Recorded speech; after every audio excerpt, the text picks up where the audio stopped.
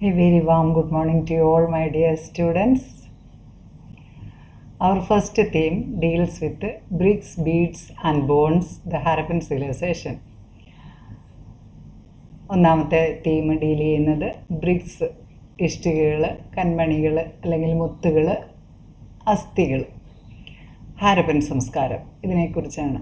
നിങ്ങൾ വിക്ടേഴ്സ് ചാനലിലെ ക്ലാസ്സുകൾ കേട്ടിട്ടുണ്ട്, ചെറിയ ക്ലാസ്സുകളിൽ പഠിച്ചിട്ടുണ്ട്. അതുകൊണ്ട് ഇതേക്കുറിച്ച് നിങ്ങൾക്ക് ഒരു ഏകദേശ ധാരണയുണ്ട്. ഞാനൊരു എക്സാം പോയിൻ്റ് ഓഫ് വ്യൂവിൽ മാത്രം കുറച്ച് കാര്യങ്ങൾ ഇതിനകത്തൂടെ നിങ്ങളുമായി ഒന്ന് ഷെയർ ചെയ്യാമെന്ന് വിചാരിക്കുന്നു. Bricks, beads and bones, the Harappan civilization. It deals with the Indus Valley civilization, otherwise known as Harappan civilization. Indus Valley civilization is one of the widespread civilizations of the three civilizations of the ancient world. The other two were the Egyptian civilization and the Mesopotamian civilization. Then let us have a look at the question, why it is called as Indus Valley civilization. It is called as Indus Valley civilization because this civilization developed on the banks of river Indus and its tributaries. അതായത് ഈ സംസ്കാരം, Indus Valley സംസ്കാരം എന്ന് പറയുന്നത് ലോകത്തിലെ പ്രാചീനമായ 3 സംസ്കാരങ്ങളിൽ ഏറ്റവും കൂടുതൽ പ്രദേശങ്ങളിൽ കവർ ചെയ്ത ഏറ്റവും വ്യാപകമായൊരു സംസ്കാരമാണ്. നമ്മുടെ പൈതൃകമാണ്, നമുക്ക് അഭിമാനാർഹമാണ്. 5000 വർഷങ്ങൾക്ക് മുമ്പ് ഇന്ത്യയിൽ ഇത്തരം ഒരു സംസ്കാരം നിലനിന്നിരുന്നു എന്നത് നമുക്ക് അഭിമാനാർഹമായൊരു കാര്യമാണ്. അപ്പോൾ ഈ സംസ്കാരം ജനിച്ചതും വളർന്ന് പടർന്ന് പന്തലിച്ച് അതിൻ്റെ യൗവനാവസ്ഥ കടന്ന് വാർദ്ധക്യത്തിലെത്തിച്ചേർന്നതുമെല്ലാം ഈ സിന്ധു നദിയുടെയും അതിൻ്റെ പോഷക നദിയുടെയും തീരങ്ങളിലാണ്. അതുകൊണ്ട് ഇതിനെ ഹാരപ്പൻ സംസ്കാരം, ഇൻഡസ് വാലി സിവിലൈസേഷൻ എന്ന് വിളിക്കുന്നു. ഹാരപ്പൻ സംസ്കാരം എന്നല്ല, ഇൻഡസ് വാലി സംസ്കാരം എന്ന് വിളിക്കുന്നു. മറ്റൊരു ചോദ്യമാണ്, why it is called or it is referred as Harappan civilization. It is referred as Harappan civilization because the first site discovered was Harappa. ഇതിനെ ഹാരപ്പൻ സംസ്കാരം എന്ന് വിളിക്കാൻ കാരണം ഇത് കണ്ടെടുത്ത ആദ്യത്തെ ഇവിടുത്തെ സൈറ്റ് സിന്ധു നദീതട തീരങ്ങളിൽ നിന്ന് കണ്ടെത്തിയ ബ്രിട്ടീഷ് ഇന്ത്യയുടെ കീഴിൽ 20-ാം നൂറ്റാണ്ടിൽ 1920-21 കാലഘട്ടങ്ങളിൽ ആദ്യമായി കണ്ടെടുത്ത സൈറ്റ് ഹാരപ്പയാണ്. ഈ ഹാരപ്പ രവി നദിയുടെ തീരത്ത്, രവി നദി എന്ന് പറഞ്ഞാൽ സിന്ധു നദിയുടെ ഒരു പോഷക നദിയാണ്, ഒരു കൈവഴിയാണ്. ആ രവി നദിയുടെ തീരത്ത് പഞ്ചാബ് ജില്ലയിൽ ഇന്നത്തെ പാകിസ്ഥാനിലുള്ള ഒരു സ്ഥലമാണ്. അതായത് Harappa is in modern Pakistan, in the Punjab district of modern Pakistan, on the banks of river Ravi. അതുകൊണ്ട് ഇതിനെ ഹാരപ്പൻ സംസ്കാരം എന്ന് വിളിക്കുന്നു. ഇനി നമ്മൾ ഓർത്തിരിക്കേണ്ട മറ്റൊരു കാര്യം, Indus valley civilization is the best example of bronze age civilization. ഇതൊരു വെങ്കലയുഗ സംസ്കാരമാണ്. വെങ്കലം എന്നാണ് നിങ്ങൾക്കറിയാം, ടിന്നും കോപ്പറും കൂടെ ചേർന്ന ഒരു അലോയിയാണ്. ഇവർക്ക് ഏറ്റവും പരിചിതമായിരുന്ന മെറ്റൽ വെങ്കലമാണ്. അതുകൊണ്ട് ഈ സംസ്കാരത്തെ വെങ്കലയുഗ സംസ്കാരം എന്ന് പറയുന്നത്, അതായത് ഇവർക്ക് ഇരുമ്പിനെ കുറിച്ചൊന്നും അറിയുമായിരുന്നില്ല. ഈ സംസ്കാരത്തിൻ്റെ അവശിഷ്ടങ്ങൾ പടർന്നു കിടന്നിരുന്നത്, it was wide spread in the north eastern part of Afghanistan to Pakistan and the northwestern part of India. അഫ്ഗാനിസ്ഥാൻ്റെയും പാകിസ്ഥാനിലെയും വടക്ക് കിഴക്കൻ പ്രദേശങ്ങളിലായിട്ടും ഇന്ത്യയുടെ വടക്ക് പടിഞ്ഞാറൻ പ്രദേശങ്ങളിലായിട്ടുമാണ് ഈ സംസ്കാര മാതൃകയുടെ ഉടമകളായ ജനതതി ജീവിച്ചിരുന്നത്. അല്ലെങ്കിൽ ഇവരുടെ അവശേഷങ്ങൾ കണ്ടെടുത്ത പ്രദേശങ്ങൾ ആധുനിക അഫ്ഗാനിസ്ഥാൻ, പാകിസ്ഥാൻ, ഇന്ത്യയുടെ വടക്ക് പടിഞ്ഞാറൻ ഭാഗങ്ങൾ എന്നിവിടങ്ങളിൽ നിന്നാണ്.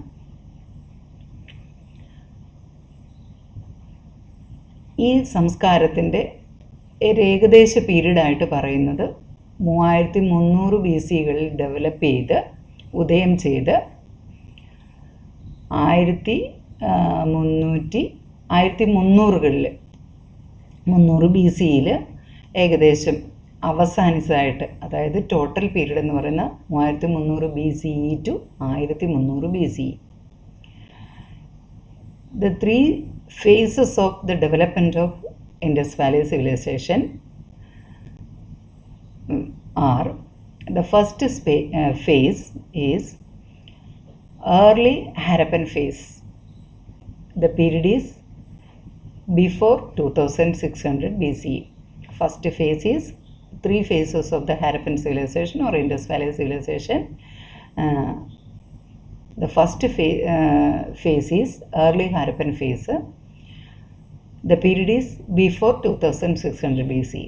The second phase is the mature Harappan period or mature Harappan phase. Period is in between 2600 BCE to 1900 BCE. And the third phase is late Harappan phase.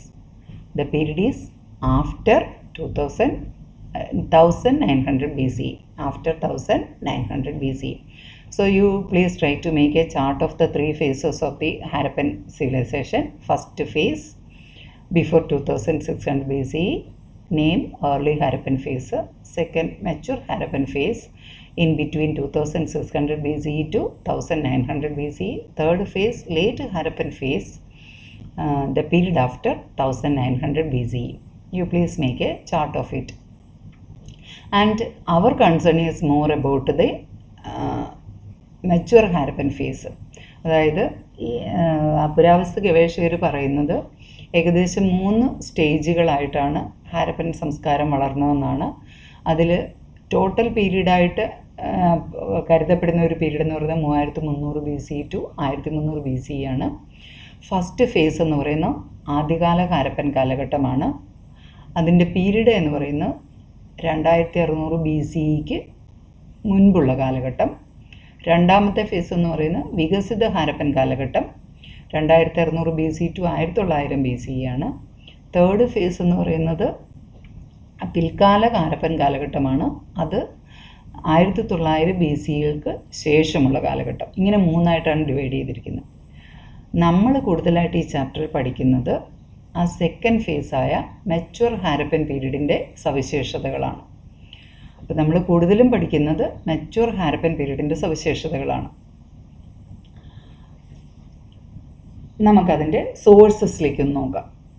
ഇവിടെ തന്നെ ഫസ്റ്റ് തന്നെ നിങ്ങൾക്ക് കാണാൻ സാധിക്കും.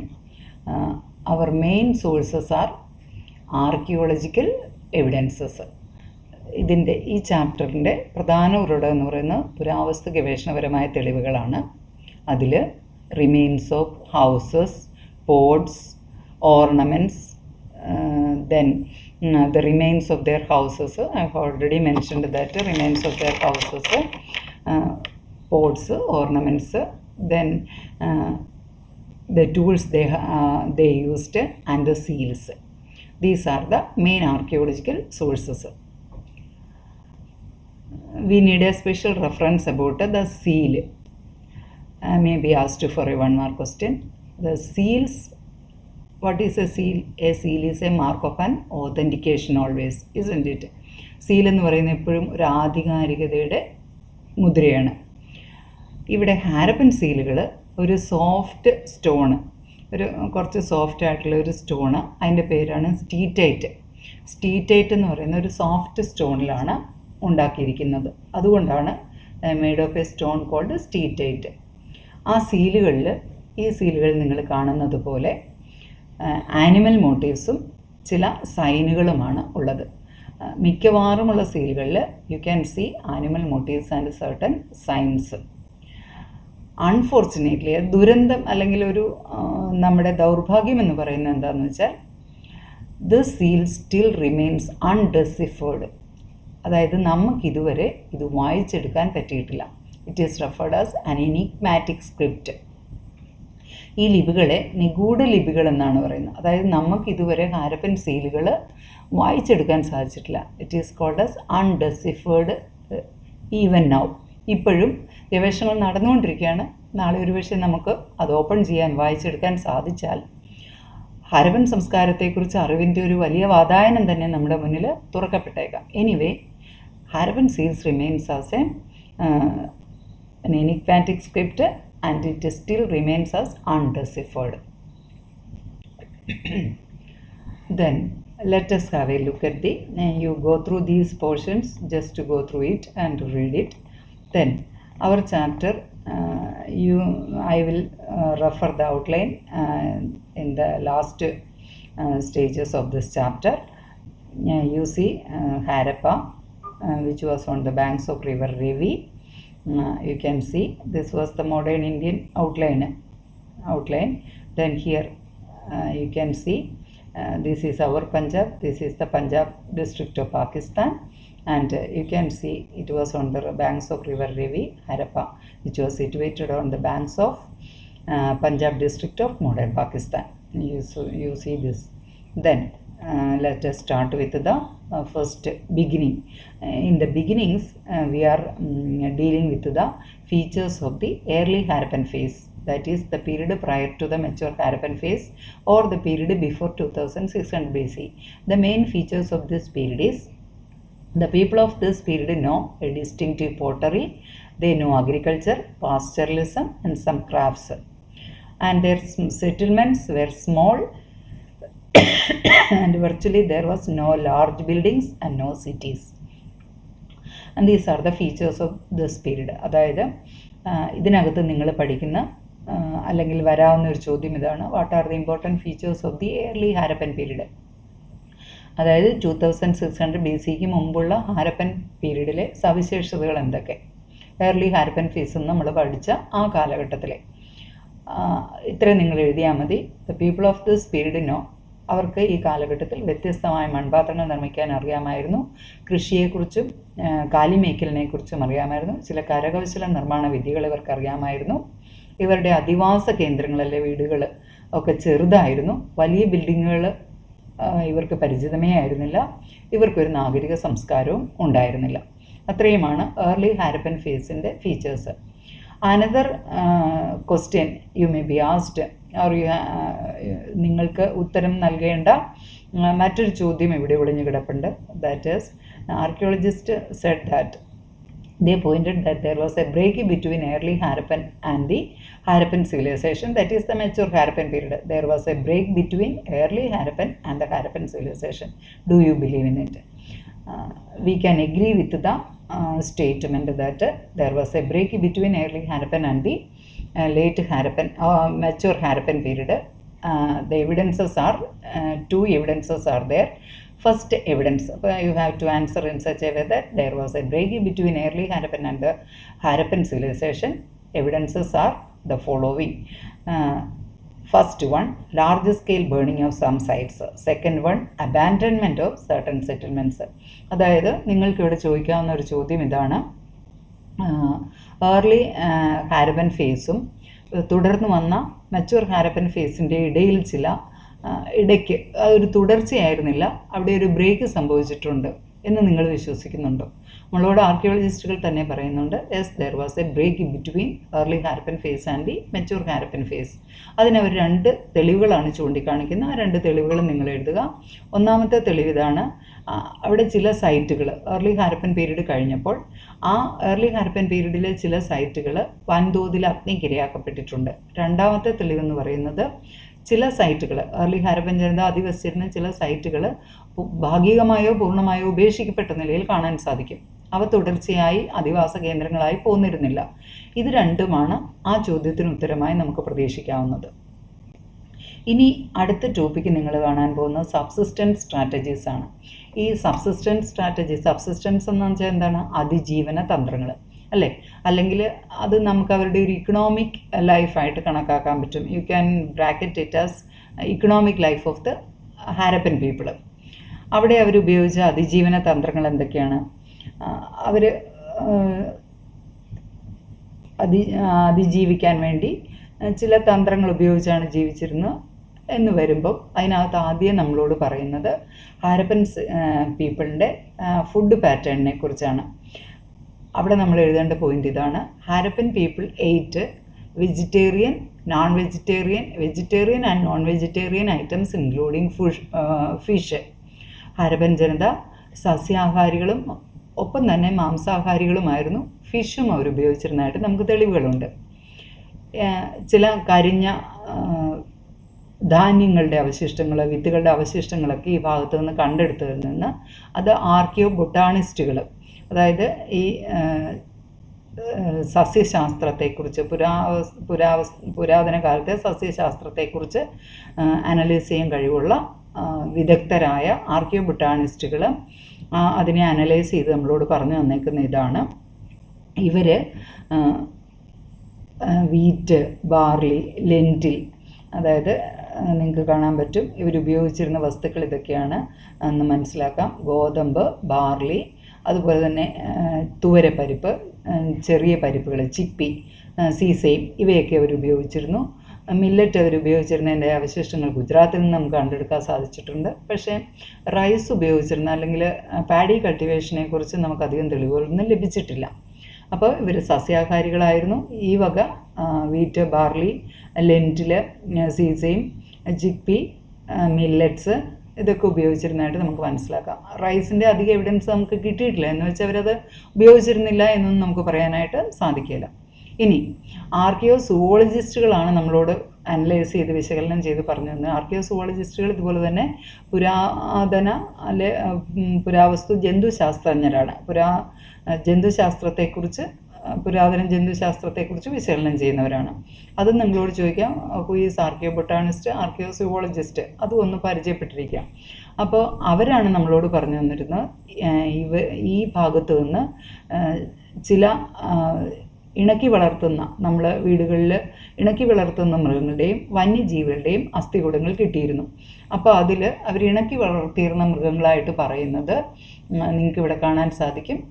ക്യാറ്റിലുണ്ട്, ഷീപ്പുണ്ട്, ഗോട്ടുണ്ട്, ബഫല്ലോ ഉണ്ട്, പിഗുണ്ട്. ഇതിൻ്റെയൊക്കെ അസ്ഥികൂടങ്ങൾ കിട്ടിയതിൽ നിന്ന് അവയെ ഇവർ ഇണക്കി വളർത്തിയായിട്ട് നമുക്ക് മനസ്സിലാക്കാൻ സാധിക്കും. അതോടൊപ്പം തന്നെ നമുക്ക് ചില വന്യ മൃഗങ്ങളുടെ അസ്ഥികൂടങ്ങൾ കൂടി ഈ ഭാഗത്ത് നിന്ന് കണ്ടെടുക്കാൻ സാധിച്ചിട്ടുണ്ട്. അപ്പോൾ ഒരുപക്ഷെ അവർ ഭക്ഷണത്തിന് വേണ്ടി വേട്ടയാടി ഈ മൃഗങ്ങളെയൊക്കെ പിടിച്ചിട്ടുണ്ടാവാം. അതല്ലെങ്കിൽ ഏതെങ്കിലും വേട്ടയാടൽ സമൂഹത്തിൽ നിന്ന് ഇവയുടെ ഇറച്ചി, മാംസം വാങ്ങി ഉപയോഗിച്ചിരിക്കാം. അതിലേതാണ് ഇവർ ചെയ്തിരിക്കുന്നതെന്ന് നമുക്കറിയില്ല. പക്ഷേ നമുക്ക് മനസ്സിലാക്കാൻ സാധിക്കും ഇവർക്ക് ഈ ബോറെന്ന് വെച്ചാൽ ഈ എന്താ പറയുക, മെയിൽ പിഗാണ്. അതുപോലെ തന്നെ ഡിയർ, ഗാരിയൽ തുടങ്ങിയവയുടെ അസ്ഥികൂടങ്ങൾ കണ്ടെടുത്തിട്ടുണ്ട്. ഈ വന്യജീവികളെയും ഇവർക്ക് അറിയാമായിരുന്നു എന്ന് നമുക്ക് മനസ്സിലാക്കാം. ഇതുകൂടാതെ മീൻ മുള്ളുകൾ ധാരാളമായി കണ്ടെടുത്തിട്ടുണ്ട്. അപ്പോൾ bones of fish and fowl are also found.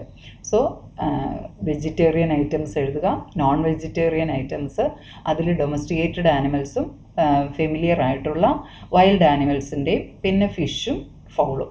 ഇത്രയും പോയിൻറ്റ്സ് താഴെ എഴുതിയാൽ മതി. They know the animals like wild boar, then deer, gharial, then they domesticated cattle, sheep, goat, buffalo, pig, then they also know fish and fowl. So ഇത്രയും എഴുതി കഴിഞ്ഞാൽ നിങ്ങൾക്ക് ആ ടോപ്പിക്കിനെ കുറിച്ച് ഒരു ധാരണയാവും. Then let's on the next day, after hearing your opinion, let's start with the agriculture technologies. So thank you students for watching this, and please inform me and comment me. ഒരിക്കലും മടിക്കണ്ട. നിങ്ങൾക്ക് മനസ്സിലായതും ഒക്കെ എന്നോട് പറയാം. ഏത് രീതിയിൽ പറഞ്ഞു തരണമെന്നും ഇനി ക്ലാസ് ആവശ്യമില്ലെങ്കിൽ യു ക്യാൻ ഓൾസോ അതും എന്നെ അറിയിക്കാൻ ചെയ്യാവുന്നതാണ്.